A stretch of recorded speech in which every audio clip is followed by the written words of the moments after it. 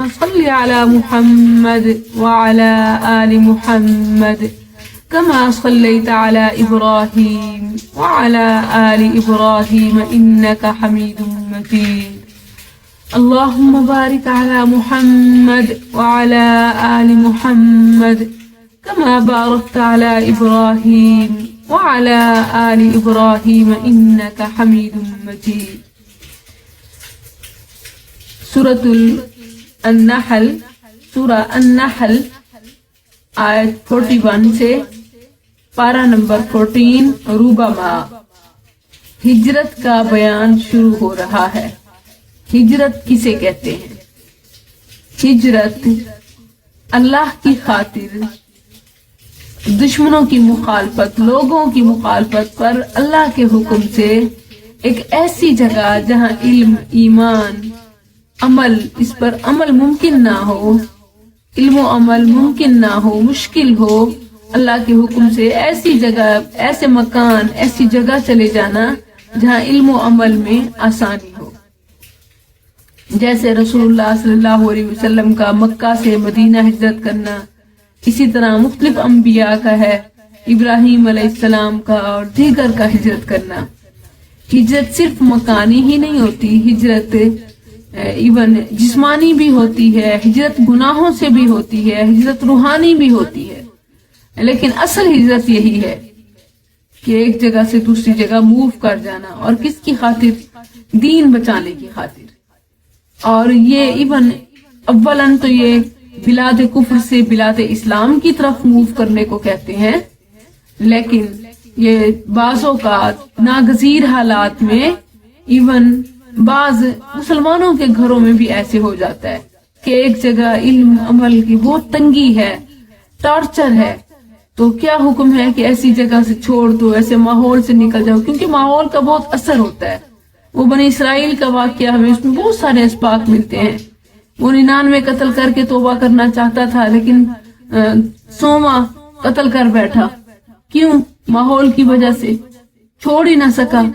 آخر ایک نیک شخص نے اسے کیا مشورہ دیا کہ یہاں سے موو کر جاؤ، ہجرت کر جاؤ، اس ماحول کو ہی چھوڑ دو، تاکہ کسی ایسے ماحول میں چلے جاؤ کہ نیکی کرنا تمہارے لیے آسان ہو، نیکی کے حالات سازگار ہو۔ تو یہ ہے ہجرت۔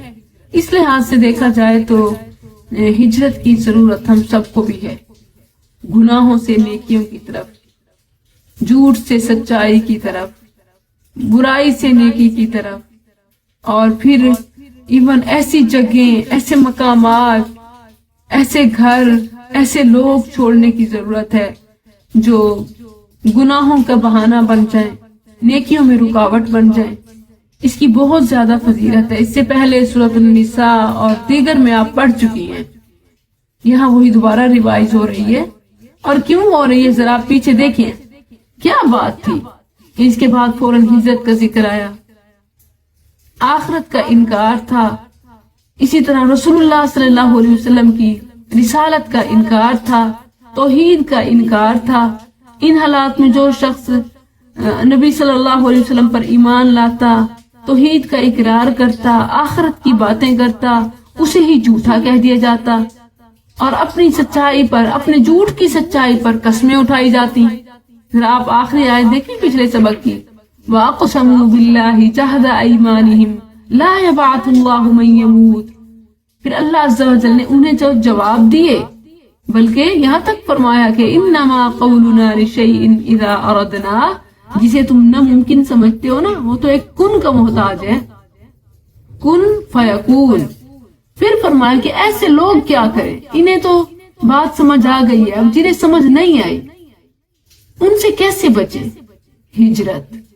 والذین ہاجروا، اور وہ لوگ جنہوں نے ہجرت کی، ہاجروا اور ہاجرہ، اس میں فرق ہے، جیسے حروف کا فرق ہے، ہاجروا میں الف کا اضافہ ہے، اور ہاجرہ حالانکہ مطلب ایک یہ دونوں میں ہجرت ہے، لیکن ہاجرہ ہوتا ہے اپنی مرضی سے ہجرت کرنا، اپنے مفاد کی خاطر ہجرت کرنا، اور ہاجرہ ہوتا ہے لوگوں کی مخالفت پر اللہ کے حکم سے، یعنی دین کی خاطر ہجرت کرنا۔ تو یہاں واضح ہے کہ کس لیے ہجرت کرنے والے؟ اللہ کی خاطر. ایک تو ہاجرو پھر فی اللہ ہے. ایک صحابی کے بارے میں آتا ہے کہ وہ مدینہ میں کسی خوبصورت ترین خاتون سے شادی کرنا چاہتا تھا اور اب تک اس سے موقع سازگار نہیں مل رہا تھا. ہجرت کا ایک جب معاملہ پیش آیا تو اس کے لیے حالات سازگار ہو گئے. اس نے کہا چلو جاتا ہوں, اس بہانے میری وہاں اس سے شادی ہو جائے گی. تو نبی صلی اللہ علیہ وسلم نے جو آپ مشہور فرمان پڑھتی ہیں انما الاعمال بالنیات, اس کا پس منظر یہی ہے. آپ نے فرمایا کہ جس نے اللہ اور اس کے رسول کی خاطر ہجرت کی اس کی ہجرت تو اس کے لیے ہے, اور جس نے شادی کے لیے یا کسی اور مقصد کے لیے ہجرت کی انما لکل امرئ ما نوی, ہر شخص کے لیے وہی ہوتا ہے جس کی خاطر وہ کام کرتا ہے. انما الاعمال بالنیات. تو والذین ہاجروا فی اللہ, یہاں جس ہجرت کی فضیلت آ رہی ہے یہ لوگوں کی مخالفت ہو, یعنی خواہ نہیں, اور دین پر عمل مشکل ہو, لوگ رکاوٹ بنتے ہوں, اور پھر اللہ کا حکم ہے ہجرت کا. کیوں, کہاں حکم ہے ہمارے لیے, کہاں حکم ہے آپ بتائیں گی؟ پیچھے آپ پڑھ چکی ہیں.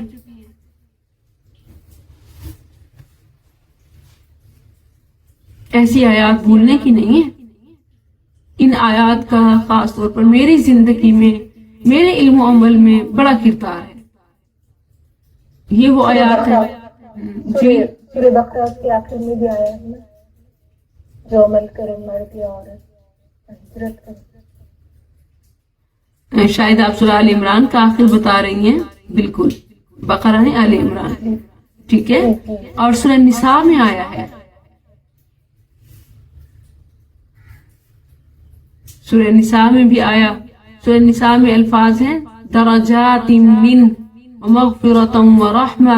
سورہ نساء آیت 96, ایک طویل آیت ہے کہ جب ایسے لوگوں کی جن کے حالات تو یہی ہوتے ہیں کہ وہ ہجرت کریں لیکن وہ ہجرت نہیں کرتے, تو ان کی موت کے وقت فرشتے آتے ہیں اور پوچھتے ہیں کہ تمہیں کیا تھا, تم کیوں نہیں یہ کام کر سکے؟ تو وہ کیا کہتے ہیں, کننا مستضعفین فی الارض, ہم مجبور تھے, ہمیں لوگ کرنے نہیں دیتے تھے, ہمیں موقع نہیں ملا. تو فرشتے کیا کہیں گے, الم تکن ارض اللہ واسعہ فتہاجروا فیہا, کیا اللہ کی زمین وسیع نہیں تھی کہ تم ہجرت کر جاتے؟ ہاں, مجبور اور جو معذور ہیں وہ ہجرت سے مستثنا ہے. سم ٹائم میری بہنیں بہت سارے سوالات کر رہی ہوتی ہیں کہ جس طرح آپ ہجرت کی فضیلت بتا رہی ہوتی ہیں, اور کچھ میں نے ایکسپیرینس بھی شیئر کیے, تو کہتی ہیں کہ ہمارے لیے بھی یہی ہے کہ ہم ایسے کر جائیں.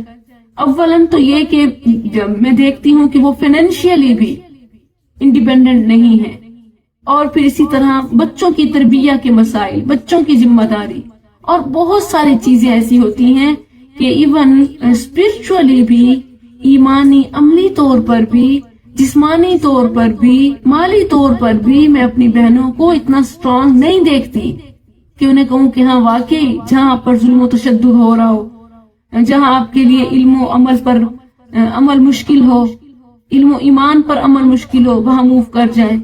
ہاں, اپنے آپ کو سٹرونگ بنانا شروع کر دیں کہ کوئی جبرن آپ سے گناہ نہ کرا سکے, ظلم زیادتی میں آپ مجبور نہ ہوں ہر وقت. پھر آپ دیکھیں کہ جو ہندوستان سے پاکستان کی ہجرت ہے یہ بھی تو وہی ہے. ہم نے کس لیے کی تھی, ہمارے آبا نے کس لیے کی تھی؟ تاکہ ایسے ملک, ایسی جگہ, ایسا خطہ ہو جہاں پر ہم اپنی مرضی سے اللہ کی عبادت کر سکیں, لیکن ہو نہیں رہا. والذین ہاجروا, اور وہ لوگ جنہوں نے ہجرت کی, فی اللہ, اللہ کی راہ میں, من بعد ما ظلموا, اس کے بعد کہ وہ ظلم کیے گئے, لنبوئنہم, ہم ان کو ضرور ٹھکانہ دیں گے. یہ ضرور کا ترجمہ کس سے ہوا ہے؟ لام بھی ہے اور نون ثقیلہ, نون مشدد, ٹھیک ہے, ڈبل تاکید ہے, ڈبل تاکیدی وعدہ کس کا؟ اللہ کا, کیونکہ ہم, اللہ فرما رہے ہیں لنبوئنہم, ہم ان کو ضرور ٹھکانہ دیں گے. جب میں یہ آیات پڑھتی ہوں تو بہت ایموشنل ہو جاتی ہوں, کیونکہ میری زندگی میں کچھ ایسے کرائسس تھے, کچھ ایسے حالات تھے کہ ایون یہ بتانا آسان نہیں ہے، اس کو شاید صرف وہی ریلیٹ کر سکتی ہے جو اس پروسیس سے گزری ہو۔ تو جب میں نے کہا کہ میں اس جگہ کو چھوڑ کے کسی ایسی جگہ جاتی ہوں جہاں میں اپنا ایمان بچا سکوں، تو مجھے بہت ساری باتیں سننی پڑی۔ کسی نے کہا کہ جنت کو چھوڑ کے جا رہی ہے، کسی نے کہا کہ یہ چھوٹا بیٹا یہ تو بالکل مر ہی جائے گا، یہ تو اتنی لگژری لائف کا عادی ہے، کسی نے کہا کھائے گی کہاں سے، کرے گی کہاں سے، اور یہ اتنی ساری باتیں۔ تو اس وقت میری زبان پر صرف ایک جملہ تھا، مجھے اپنا ایمان بچانا ہے، مجھے اپنی جنت بچانی ہے۔ اور جہاں تک رہی کھانے کی بات، تو جو رب مجھے جہاں رزق دیتا تھا وہ وہاں بھی رزق دے گا۔ میرا اللہ نہیں بدلا، میری جگہ بدل رہی ہے، میرا رب نہیں بدلا، میرا رب وہی ہے۔ اور جب میں یہ دیکھتی ہوں نا کہ لَنُبَوِّئَنَّهُمْ فِي الدُّنْيَا حَسَنَةً، اللہ نے ڈبل تاکیدی وعدہ کیا۔ اس وقت میرے ذہن میں صرف یہ تھا، أَلَمْ تَكُنْ أَرْضُ اللَّهِ وَاسِعَةً وَتُهَاجِرُوا فِيهَا۔ اللہ نے کیا حکم دیا؟ ایمان بچاؤ، اپنی جنت کو سیکیور کرو، اپنے علم اور ایمان کی حفاظت کرو۔ دیکھیں اللہ کا کیا وعدہ ہے، لَنُبَوِّئَنَّهُمْ، بلیو می، 3 سال سے بھی مختصر عرصے میں نے اس وعدے کو مکمل ہوتے دیکھا ہے۔ اللہ اکبر، جیسے اللہ نے فرمایا۔ اور یہ 3 سال تو بہت ہی مختصر، امتحان ہی نہیں پورا ہوتا، کیونکہ ہجرت کے مشکلات ہیں۔ ہجرت ایک پل صراط ہے، ایک ایسی دھاری دار تلوار ہے جو بال سے زیادہ باریک ہے۔ ہجرت کی تکالیف، مشکلات، یہ جان لیوا بھی ہو سکتی ہیں اور ایمان لیوا بھی ہو سکتی ہیں۔ ہاں، اگر صبر اور توکل ہو تو انسان محفوظ ہو جاتا ہے۔ اسی لیے دیکھیں کہ اس آیت کے بعد ہجرت کی فضیلت کے ساتھ ہی آگے کون سی آیت ہے؟ الذین صبروا علی ربہم یتوکلون۔ الذین صبروا، صبر، کیونکہ آپ کو ایک وقت سب کچھ چھوڑنا پڑے گا، فوراً ہی آگے سب کچھ نہیں مل جائے گا۔ صبر، جو تنگی، پریشانی، مشکل ہے، صبر، کیونکہ آپ نے سب جان کر چھوڑا ہے۔ آپ کو نظر آ رہا تھا کہ جب سب چھوڑتے ہوئے مشکلات آئیں گی، پھر بھی آپ نے سٹیپ اٹھایا، تو صبر کو تو نہیں اب چھوڑنا۔ لَنُبَوِّئَنَّهُمْ کا مطلب یہ نہیں ہے کہ فوری امتحان تو ہوگا نا، ہجرت کا بھی امتحان ہے، کرائسس، مشکلات، مصائب، بہت ساری چیزیں آپ کو قربان کر کے جب آپ وہاں سے نکل رہے ہوتے ہیں۔ ایک لگژری لائف، اور جو لوگ کہتے ہیں کہ جنت، ایک بظاہر جنت کو چھوڑ کے جا رہے ہو، یہ سب کچھ۔ لَنُبَوِّئَنَّهُمْ فِي الدُّنْيَا حَسَنَةً، اللہ کیا فرماتا ہے؟ ہم ان کو ضرور ٹھکانہ دیں گے دنیا میں اچھا۔ حسنہ، حسنہ کیا ہے؟ یعنی مغفرت۔ اگر حسنہ میں مغفرت نہ ہو، اب دیکھیں کہ اس سے امید رکھی جا سکتی ہے کہ ہجرت کے بدلے میں کیا ہے؟ مغفرت اور امید کہ اللہ کا وعدہ ہے۔ سورہ نساء میں تو یہ لفظ ہے، درجات منہ ومغفرۃ ورحمہ، مغفرت، رحمت، عزت، عظمت، حکومت، دولت، مرتبت، حسنہ، تمام چیزیں اس میں شامل ہیں۔ لَنُبَوِّئَنَّهُمْ فِي الدُّنْيَا حَسَنَةً، اللہ ان کو ضرور ٹھکانہ دیتا ہے دنیا میں، یہ تو دنیا ہے نا، وَلَأَجْرُ الْآخِرَةِ، اور البتہ آخرت کا اجر اکبر، بہت بڑا ہے۔ ضرورت کیا ہے؟ ضرورت یہ ہے کہ اپنے ایمان اور عمل کی فکر کرو، اپنے علم کی آبیاری کرو، اور صرف ظلم برداشت کرنا یہ کوئی بڑی اچیومنٹ نہیں ہے۔ ہاں، جو مستضعفین ہیں، معذور ہیں، ان کی الگ سے اللہ عز و جل نے استثناء پیش کی۔ وہ اپنے آپ کو اسٹرانگ کریں ہجرت کے لیے، وہ اپنے آپ کو مضبوط کریں اتنا کہ وہ رہیں تو کوئی ان کے علم عمل میں رکاوٹ نہ ہو، کوئی ان کو گناہ پر مجبور نہ کر سکے، وہ خود ماحول کو بدل دینے والے ہوں، کم از کم اپنی ذات کے لیے تو بدل سکتے ہوں، سب کو نہیں بدل سکتے، یا پھر یہ کہ وہ اپنے آپ کو ہی بچا کے نکل جائیں۔ وَلَا أَجْرُ الْآخِرَةِ أَكْبَرُ، اور اس وقت میں جو میں نے اپنے رب سے دعائیں مانگی تھی، اللہ عز و جل نے وہ ساری دعائیں پوری کر دی۔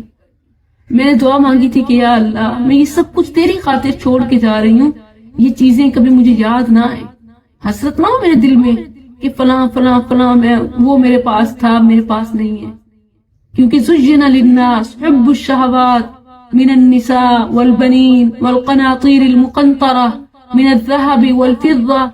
या अल्लाह ये बड़ा पेनफुल है कि जिस चीज को मैं तेरी खातिर छोड़ के जा रही हूँ फिर बाद में वही मुझे याद आती रहे, क्योंकि एक लंबा अरसा इंसान उनमें रहने की वजह से आदी हो जाता है। तो अल्लाह ने ऐसे पूरी की कि मुझे पल भर के लिए भी वो कुछ याद ना आया। लनुबव्विअन्नहुम फिद दुनिया हसना, मैंने दुआ मांगी कि या अल्लाह मैं जिस राह में जा रही हूँ तो उस राह में मुझे मकबूलियत बख्शना, ऐसा ना हो कि ना मैं इधर की रहूं ना मैं उधर की रहूं। अल्लाह अज़्ज़ा व जल ने मुझे उसमें भी ऐसे कबूल किया कि मेरा दिल लग गया और मेरे लिए इतनी मसरूफियत अपनी दीन की खिदमत में पैदा कर दी कि मुझे फुर्सत ही ना मिली कि मैं दुनिया के बारे में, आसाइशात के बारे में, सहूलियात के बारे में सोच भी सकूं। अल्लाह ने वो दुआ भी पूरी की। मैंने दुआ की कि या अल्लाह जिन रिश्तों को, जिन लोगों को मैं तेरी खातिर छोड़ के जा रही हूँ, अल्लाह मैं इनसे जुदाई नहीं चाहती। अल्लाह ये तेरे बनाए हुए रिश्ते हैं, अल्लाह तू इनको बिलाखिर मुझे मिला देना। हमारा खात्मा इस बात पर ना हो कि हमारी राहें अलग अलग हों, क्योंकि या अल्लाह दीन वालों पर सबसे पहले यही ताना, यही धपात है। देखा, दीन का इल्म है ना, इसीलिए किसी से बनती नहीं है। तो या अल्लाह मेरा कोई काम ऐसा नहीं होना चाहिए कि मेरे दीन पर हर्फ आए। अल्लाह ने इस मुख्तसर अरसे में इस सब को भी पूरा कर दिया। शायद मैं ये बातें इतनी जल्दी अपनी जुबान पर ना ले आती, लेकिन मैं अपनी बहनों को जब देखती हूँ ना कि वो सब भी इन्हीं हालात से गुजर रही हैं, जिस दौर में मैं जी रही हूँ, जो चैलेंजेस मुझे हैं वही मेरी बहनों के हैं। यही वॉइस मैसेजेस, यही मेरी बहनों की चीखें जब मैं सुनती हूँ तो मैं उन्हें बताती हूँ कि अपने ईमान की, अपने अमल की हिफाजत करें। ये सुबह की क्लास यही वजह है कि उठते ही कुरान करीम से रहनुमाई लेना, ये दिन भर की और जिंदगी भर की मोटिवेशन है। अल्लाह अपने वादे जरूर पूरे करता है। लनुबव्विअन्नहुम फिद दुनिया, दुनिया में भी इतने मुख्तसर अरसे में अल्लाह ने सब वादे पूरे कर दिए। कैसे ना करे, उसने डबल ताकीदी अल्फाज में अपनी तरफ निस्बत की। लनुबव्विअन्नहुम फिद दुनिया हसना, और आखिरत का अजर, हाँ, इस पर मैं अपने रब से इस्तकामत की दुआ करती हूँ कि या रब कभी डगमगा न जाऊं। ला तुज़िग़ क़ुलूबना बअद इज़ हदैतना वहब लना मिन लदुनका रहमह इन्नका अंतल वह्हाब। लनुबव्विअन्नहुम फिद दुनिया हसना वला अजरुल आखिरति अकबर। ये अकबर क्या है? ये कबीर के मुकाबले में है। इसम तफसील अकबर यानी कबीर से भी ज्यादा, बहुत बड़ा। आखिरत का अजर तो बेशुमार है। लौ कानू यालमून, काश के वो जानते होते। कौन जानते होते? अब इस तनाजुर में बताएं किन की बात हो रही है।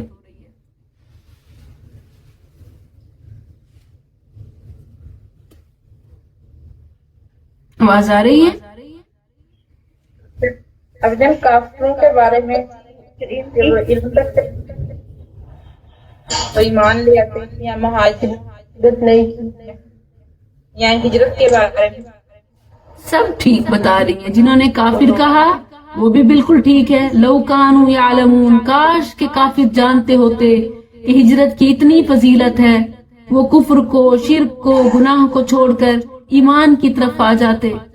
ठीक है, ये भी इससे लौ कानू यालमून से काफिर भी मुराद है, मुहाजिर भी मुराद है, मोमिन भी मुराद है। काफिर मुराद इसलिए कि काश उन्हें भी इस हिजरत की फजीलत का अंदाजा, एहसास होता कि वो भी कुफ्र से इस्लाम की तरफ आ जाते।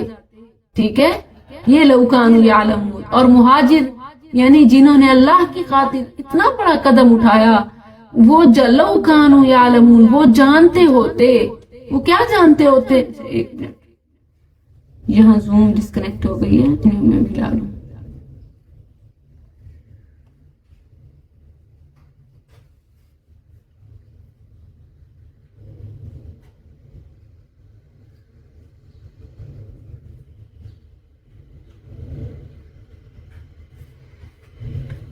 ठीक है, ये तो आपने पढ़ा कि काफिर वो जानते होते तो वो कुफर से ईमान, इस्लाम की तरफ आ जाते।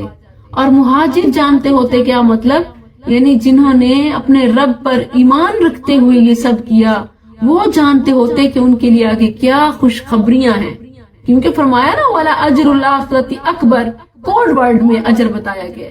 اسی طرح حسنہ کوڈ ورڈ میں بتایا گیا.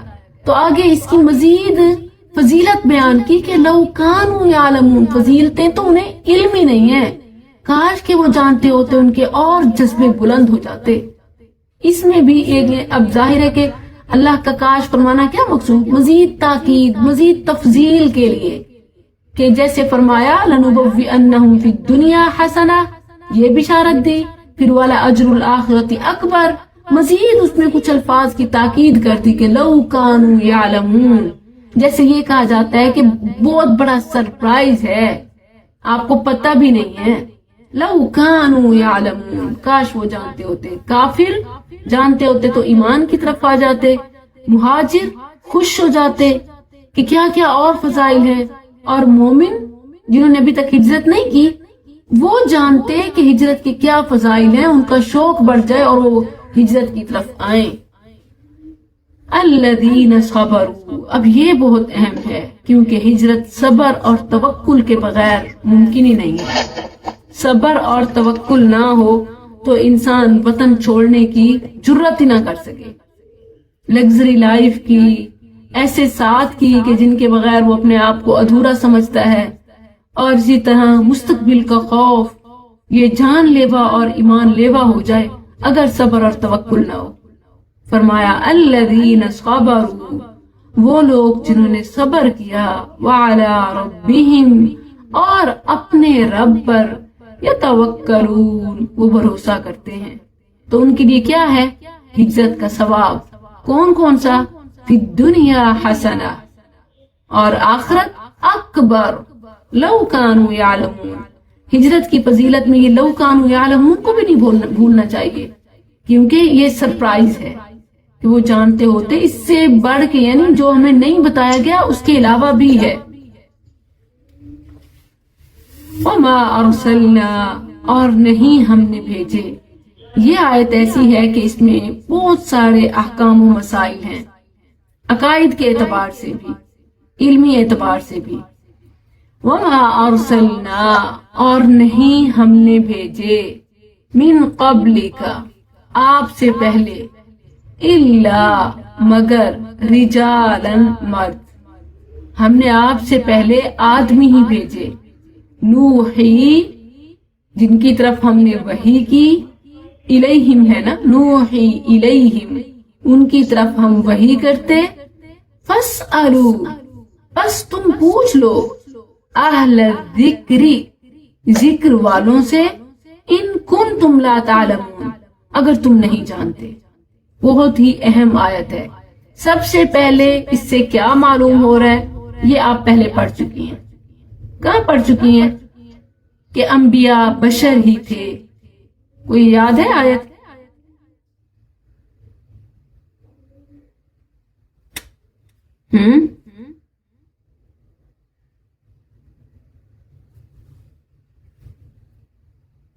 پیچھے آگے وہ یہی بالکل، وما ارسلنا من قبلک الا رجالا نوحی الیہم، ایگزیکٹ سیم ورڈ، یہاں تک سیم، پھر آگے چینج ہو جاتے ہیں. مختلف مقامات پر آپ پڑھ چکی ہیں. اللہ عز و جل نے فرمایا کہ ہم نے آپ سے پہلے بھی جن رسولوں کو بھیجا وہ بھی بشر ہی تھے. اچھا، رجالن کا لفظ ہے، اس میں ڈبل چیزیں ہیں. رجالن ایک تو مرد، یعنی نبی کبھی کوئی عورت نہیں تھا، ٹھیک ہے، مرد ہی تھے، نبوت عورتوں میں نہیں آئی. رجالن مرد تھے. اور پھر دوسرا یہ کہ جیسے لوگ یہ سمجھتے تھے اس وقت کے مشرکین کا عقیدہ کہ انسان نہیں ہو سکتا، نبی ہے تو انسان کیسے. ان کا اعتراض یہی تھا کہ یأکل الطعام ویمشی فی الاسواق، اس کی بیویاں، بچے، ضروریات، خواہشات، شہوات، سب کچھ ہے، یہ کیسے نبی ہو سکتا ہے. اور اس کے پاس تو سپرسٹیشنز بھی نہیں ہے، کوئی بہت بڑی بڑی چیزیں، کوئی بنگلے، سونے، سرداری، دنیا کے لحاظ سے بھی کچھ نہیں، اور اس کے علاوہ باقی ما فوق الفطرت بھی کوئی چیز نہیں ہے، بالکل انسان ہی ہے، بازار جاتا ہے، کھاتا پیتا ہے، بھلا یہ رسول کیسے ہو سکتا ہے. تو فرمایا کہ رسول ہوتے ہی انسان ہیں. الا رجالا نوحی الیہم، مردوں کی طرف ہی ہم وحی کرتے ہیں. اب تمہیں یقین نہیں آتا، حالانکہ یقین ہے، تمہیں معلوم ہے. کوئی جانتا ہی نہیں ہے کہ اس سے پہلے کبھی کسی کوئی فرشتہ اترا ہو ایز اے رسول. بلکہ جن انبیاء کے تم نام لیتے ہو، ابراہیم علیہ السلام، سلیمان، داؤد، موسیٰ، عیسیٰ وغیرہم علیہ السلام، جن کو تم جانتے ہو اور جن کو نہیں جانتے، سب کے بارے میں یہ تو کنفرم معلوم ہے کہ وہ انسان تھے. پھر تمہیں آخری نبی صلی اللہ علیہ وسلم کے بارے میں یہ کیسے سوچ لیا، یہ کیسے گمان کر لیا، یہ کیسے یقین کر لیا کہ وہ انسان نہیں ہو سکتا؟ فسلو، ذرا پوچھ لو اہل ذکر. اہل ذکر سے کون مراد؟ اہل کتاب، یہود و نصارہ.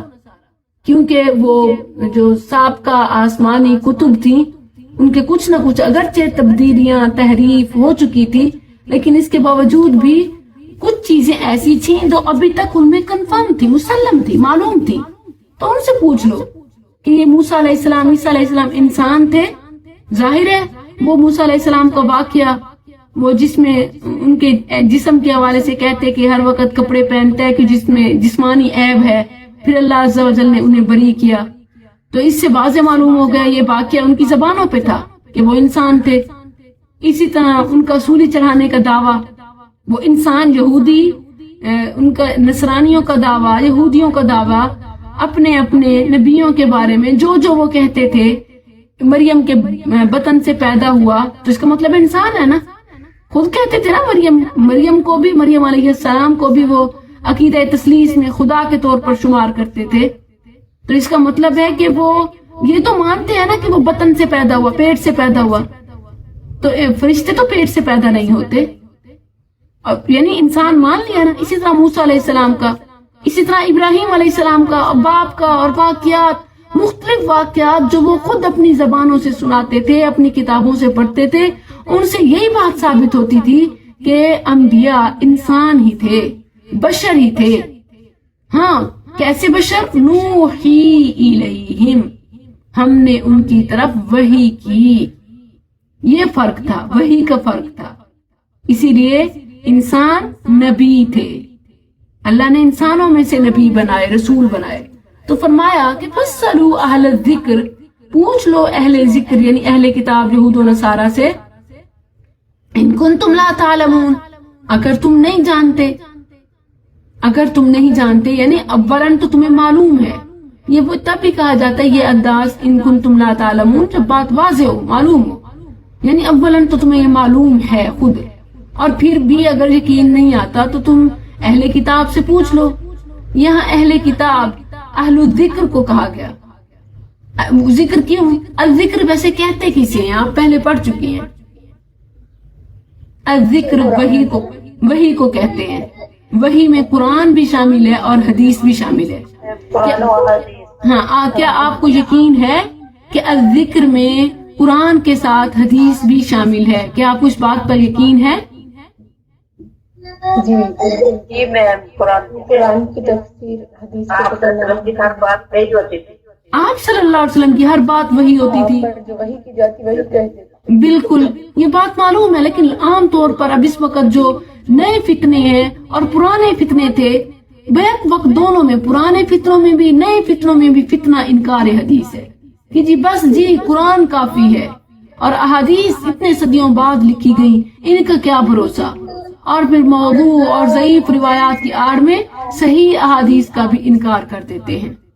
حالانکہ حفاظت قرآن کی طرح حفاظت حدیث بھی اللہ کے ہی ذمے ہے. کیوں؟ کیونکہ اللہ عز و جل نے یہ نہیں فرمایا کہ انا نحن نزلنا القرآن وانا لہ لحافظون.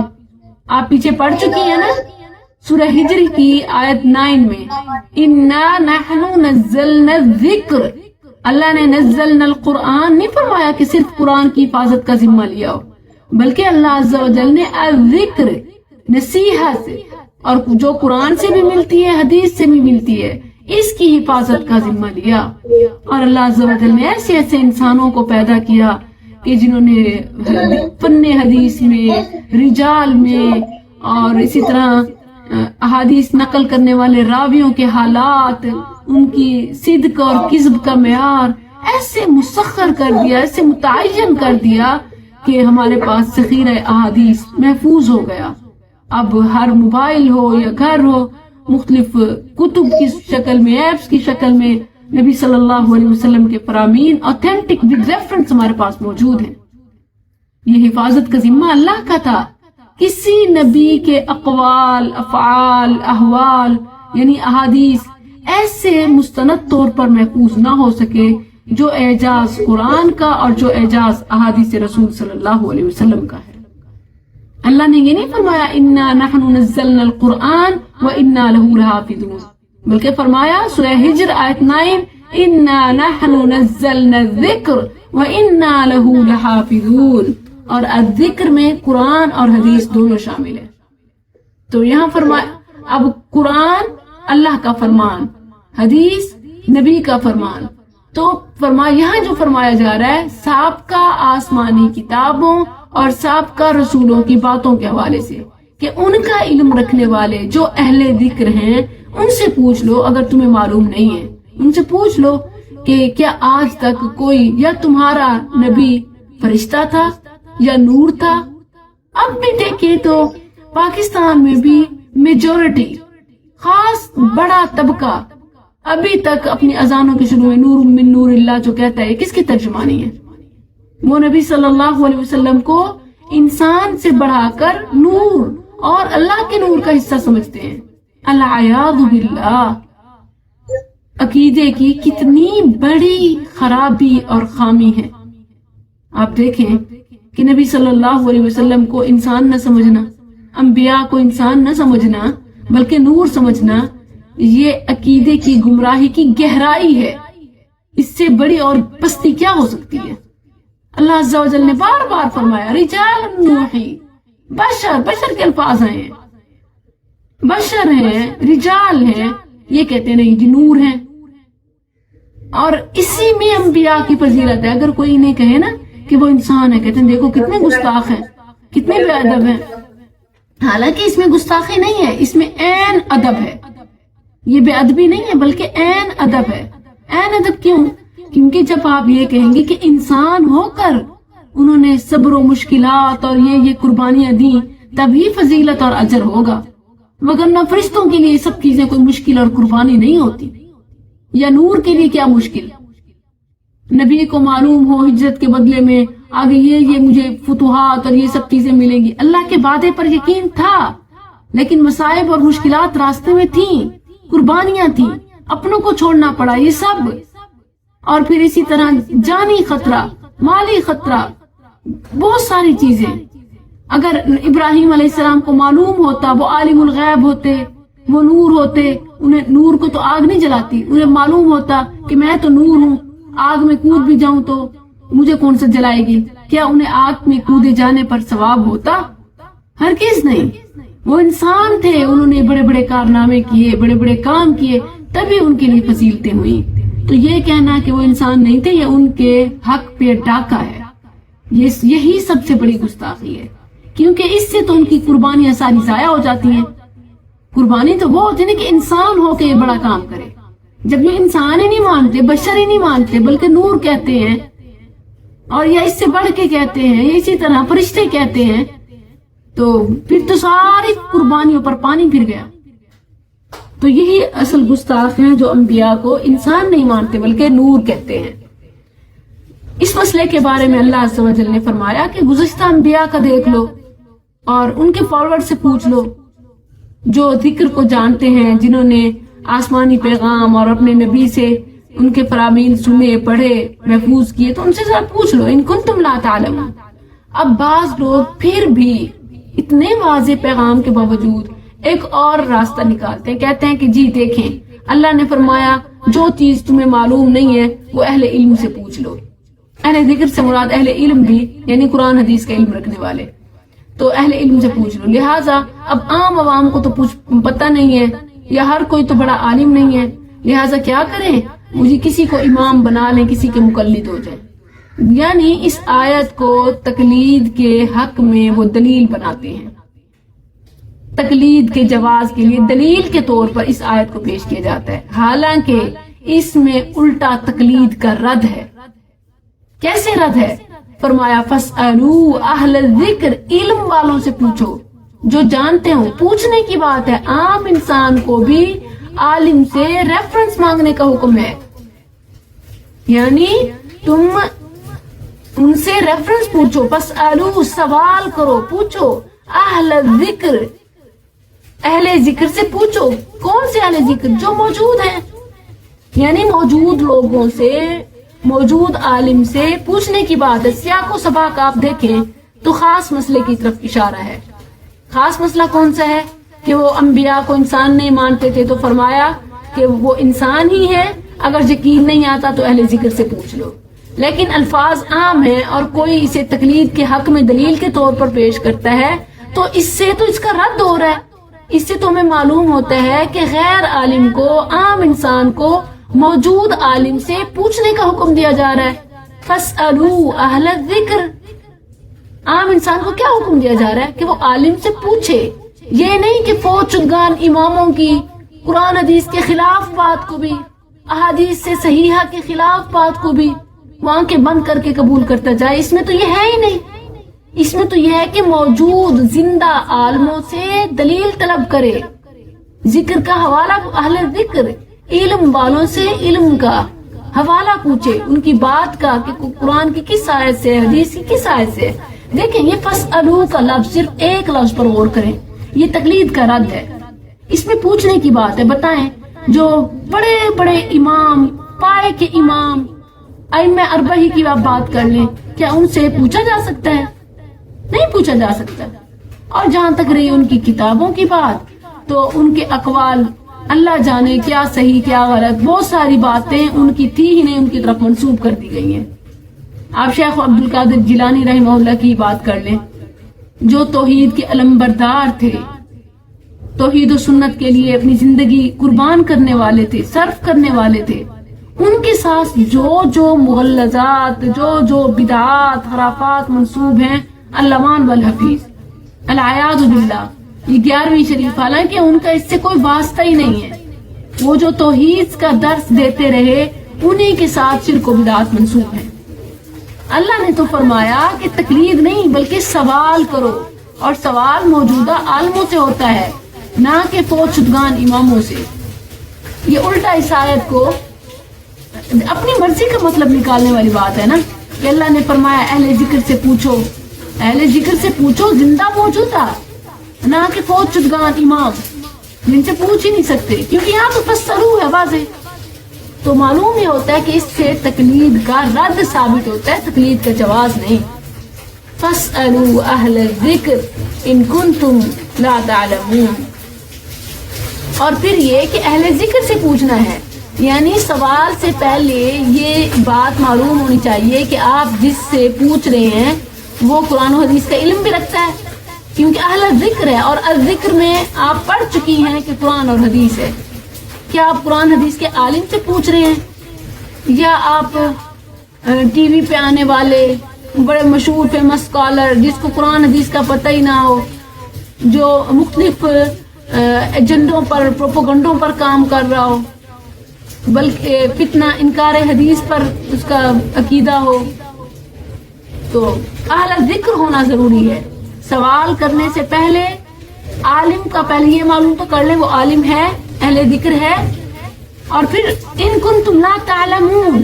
اب آپ دیکھیں کہ یہ جو مختلف مدارس میں 10 سال قرآن حدیث پڑھتے ہیں یا مختلف علم پڑھتے ہیں، درس نظامی کرتے ہیں، اس کے باوجود بھی ان کو سارا آگے تدریسی اور عملی کیا انحصار ہوتا ہے کہ وہ جو کچھ اپنی فکر میں پڑھ کے آئے ہیں نا اس پر عمل کرتے رہے. تو 40 سال آدھی زندگی انہوں نے اس کام میں لگانے کے بعد بھی اگر اسی فقہ پر اور اسی ایمان کی بات پر عمل کرنا ہے تو وہ علم والے نہیں ہیں، وہ علم کی بات بھی نہیں ہے، وہ خود کیا دوسروں کو غائب کریں گے. اللہ نے فرمایا فاسألوا اہل الذکر ان کنتم لا تعلمون. میرے خیال میں یہاں جو بارش کا شور ہے بہت زیادہ ہو رہا ہے. آپ کو آواز صحیح آ رہی؟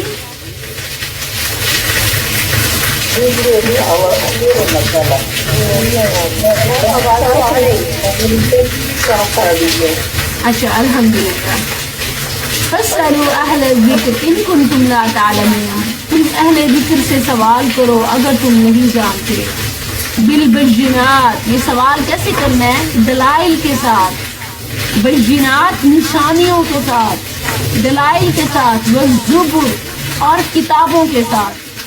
زبر یہ زبور کی جمع ہے، بمعنی مکتوب، لکھا ہوا. قرآن اور حدیث کے ریفرنس طلب کرو. کسی کی بات، کسی کی فقہ نہیں چلے گی. ہاں اگر وہ فقہ اور وہ بات قرآن اور حدیث کے ساتھ میچ ہو رہی ہے تو سر آنکھوں علی الرأس والعین، لیکن اگر اس کے مخالف ہے تو پھینک دو دیوار پہ. یہی اماموں کے اقوال ہیں. بالبینات والزبور، سوال کے لیے یہ لازمی ہے، سوال کرنے کا ادب سکھایا جا رہا ہے کہ سوال کرو تو کیا ہو؟ بالبینات والزبر، نشانیوں کے ساتھ اور کتابوں کے ساتھ، دلائل کے ساتھ. وَأَنزَلْنَا إِلَيْكَ الذِّكْرَ، اور ہم نے نازل کیا آپ کی طرف الذکر، نصیحت. الذکر جہاں بھی آئے اس کا ترجمہ کیا ہوگا؟ نصیحت. نصیحت کیا کیا ہے؟ قرآن اور حدیث. ذرا آپ اس کو مجھے کچھ آیات سنا دیجیے کہ سب کو یہ ہمیشہ کنفرم اور یاد رہے کہ الذکر سے مراد قرآن و حدیث ہے. قرآن سے کوئی دلائل دے.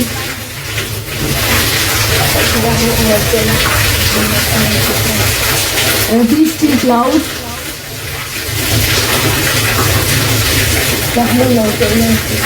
اچھا یہاں تو نزلنا ذکر ہے، نہ لفظ قرآن ہے نہ لفظ حدیث ہے. ہم نے تو یہی ثابت کرنا ہے نا کہ الذکر میں قرآن بھی ہے حدیث بھی ہے. تو کوئی ایسی آیت ہو نا جس میں نزلنا قرآن ہو اور اسی طرح حدیث کی بھی بات ہو، رسول کی بھی بات ہو. نازل کرنے والے کی حفاظت کرنے والے ہیں وہ اپنے سے کچھ نہیں کرتے ہیں، جب کچھ کرتے ہیں اللہ کی اس میں قرآن حدیث شامل ہے.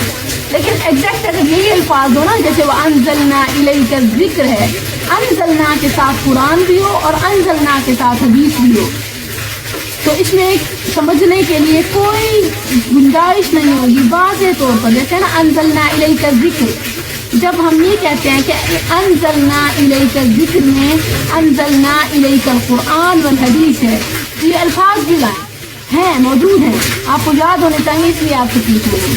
پہلے میں بتا چکی ہوں.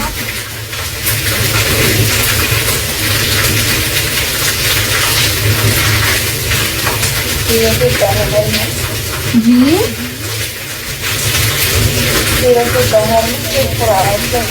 سبحان اللہ، بڑی پیاری مثال دی ہے، بڑی پیاری مثال دی ہے. انزلنا کے ساتھ سورۃ الدہر میں قرآن کا ذکر ہے. آیت پڑھیں گی؟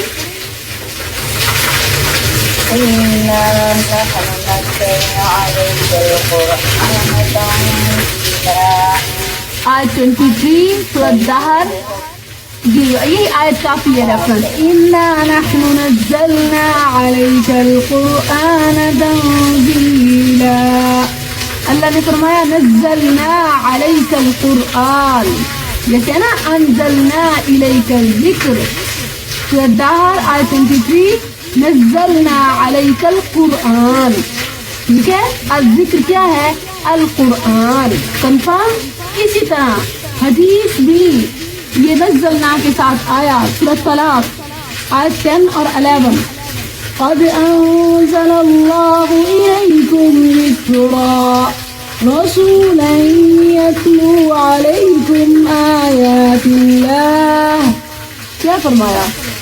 انزل اللہ الیکم ذکرا. رسول اللہ صلی اللہ علیہ وسلم کو اللہ تعالیٰ نے آپ کی ذات کو ذکر قرار دیا. آپ کی ذات اگر ذکر ہو تو آپ کے اقوال، افعال، احوال ذکر ہوئے. آپ کی ذات سے بات لگ جائے الیکم ذکرا رسولا. آیت 10 اور 11 قد انزل اللہ الیکم ذکرا رسولا یتلو علیکم آیات اللہ مبینات. ٹھیک ہے. یہ 2 آیات ہمیشہ یاد رکھیے گا کہ الذکر میں قرآن اور حدیث شامل. بیکاز یوسف میں بھی آپ پڑھ چکے ہیں آیت 2 انا انزلناہ قرآنا عربیا انزلناہ قرآنا. ٹھیک ہے. تو اس کے علاوہ بھی بہت سے دلائل ہیں کہ الذکر میں قرآن اور حدیث شامل ہے اور یہی اصل ہے, یہی ماخذ ہے.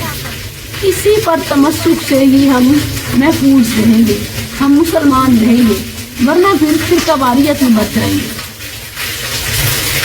اللہ تعالیٰ نے فرمایا وَأَنزَلْنَا إِلَيْكَ الذِّكْرَ, اور ہم نے نازل کیا آپ کی طرف نصیحت نازل کی, لِتُبَيِّنَ, تاکہ آپ کھول کر بیان کریں, واضح بیان کریں, لِلنَّاسِ, لوگوں کے لیے, مَا نُزِّلَ إِلَيْهِمْ, جو ان کی طرف نازل کیا گیا, وَلَعَلَّهُمْ يَتَفَكَّرُونَ, اور تاکہ وہ غور و فکر کریں. قرآن کا مقصد کیا ہے؟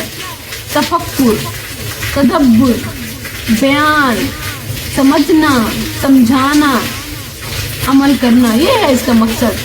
ہم گمراہ تب ہوتے ہیں, راہ سے تب ہٹتے ہیں جب ہم اسے صرف جسٹ فار تلاوہ, جسٹ فار وظیفہ, حالانکہ وہ تو ابتدا ہے, وہ تو خود بخود حاصل ہو جاتی ہے, نیکیاں بھی مل جاتی ہیں, وظیفے بھی مل جاتی ہیں, مگر اصل مقصد کیا ہے کہ زندگی بدلے, دنیا آخرت نصیب ہو. وَأَنزَلْنَا إِلَيْكَ الذِّكْرَ لِتُبَيِّنَ لِلنَّاسِ مَا نُزِّلَ إِلَيْهِمْ وَلَعَلَّهُمْ يَتَفَكَّرُونَ. سبق تو اگرچہ طویل ہے لیکن شور یہاں مجھے خود بہت زیادہ محسوس ہو رہا ہے, مجھے لگتا ہے ریکارڈنگ کلاس پراپر نہیں ہو رہی ہوگی, تو اس لیے یہی مکمل کرتے ہیں اور انشاءاللہ پھر کنٹینیو کریں گے. جزاکم اللہ خیرا.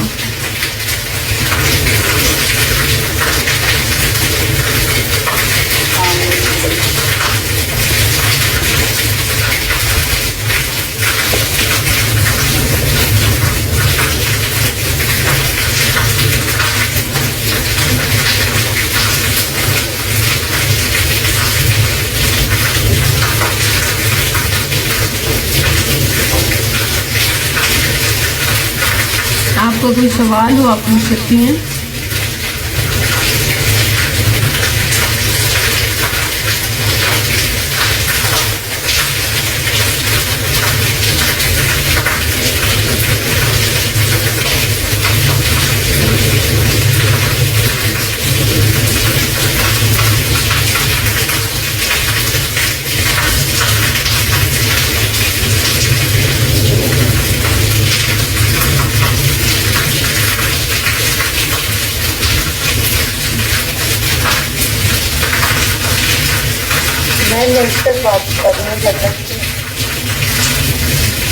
جی عشرت. میرا سوال ہجرت سے ہی ہے. تو ہم ہجرت اکثر کرتے ہیں, یعنی ایک اسلامی ملک میں ہم رہ رہے ہوتے ہیں اور وہاں بچے کی اچھی تعلیمی تربیت بھی کر رہے ہوتے ہیں, ہماری جاب بھی بہت اچھی ہوتی ہے, لیکن ہم کم عمری میں بھی بچوں کو لے کر اگر ایسے ملکوں میں جو اسلامی ملک نہیں ہے, جیسے مثال بندی کینیڈا وغیرہ یا یورپ کے ملک میں جانے کا سوچتے ہیں, وہاں ہمیں پاسپورٹ مل جائے گا. تو میم اس کے لیے چیز ہے کہ ہم بچوں کا کیا مستقبل کرنے سوچتے ہیں کہ عمر ہے بچوں کو جس طرح کی تعلیم و تربیت کی ضرورت ہوتی ہے, وہ اسلامی ملک میں جس طرح ان کی بچی تعلیم و تربیت کر رہے ہوتے ہیں, کیا ہم اپنے بچوں کے لیے کیا کرنا چاہتے ہیں. میرا سوال ہے. آپ اہم سوال ہے, سبق سے ریلیٹڈ سوال ہے, اور یاد رکھیں کہ پریشان ہونے کی ضرورت نہیں ہے. علم کے لیے سفر کرنا یہ تو ہجرت ہی ہے. آپ کی نیت کیا ہونی چاہیے؟ آپ کی نیت یہ ہونی چاہیے کہ وہاں ٹیکنالوجی کا, اسی طرح لینگویج کا اور مختلف چیزوں کا جو علم ہے آپ وہ حاصل کریں اور بچے واپس آئیں اور مسلمانوں کو اور اسلام کو سرو کر سکیں. تو وہاں رہنا بھی آپ کا ہجرت ہے, ٹھیک ہے, اور اس کلچر سے بچنا بھی جہاد ہے. خرافات سے, محرمات سے بچنا, ایمان کو بچانا, اور ایک پرپز فل لائف ہے نا وہاں, کہ وہاں آپ اسی طرح خاص طور پر مطلب مختلف مسائل اور چیلنجز جو ہیں روزگار کے حوالے سے اور حلال کام کے حوالے سے، جب آپ کو اپرچونیٹیز نہیں مل رہی اور آپ کسی ملک گئے ہیں اور وہ مطلب نان مسلم کنٹری ہے، اگرچہ آپ کو وہاں ڈفرینٹ چیلنجز ہیں، لیکن وہاں جو ٹیکنالوجی ہے اس وقت یہ بات تو مسلم ہے نا کہ مسلم ممالک بہت پیچھے ہیں اس لحاظ سے. اگر وہاں سے وہ کچھ مطلب سکلز اور کچھ ٹیکنالوجی، کچھ علوم و فنون سیکھ کے آتے ہیں اور پھر وہ مسلمانوں کو سرو کریں تو یہ بھی اینڈ ہجرت ہی ہوگا. ہاں، ذمہ داری بڑھ جاتی ہے. جزاک اللہ خیر. اس وقت یہاں شدید بارش ہے. میں یہ مناظر فیس بک کیمرہ کے ذریعے سے آپ کو دکھانا چاہتی ہوں. اگر آپ فیس بک پہ آ جائیں، اور جو بارش کے حوالے سے دعائیں ہیں یہ بھی میں پڑھ رہی ہوں، تو آپ بھی پڑھ لیجیے.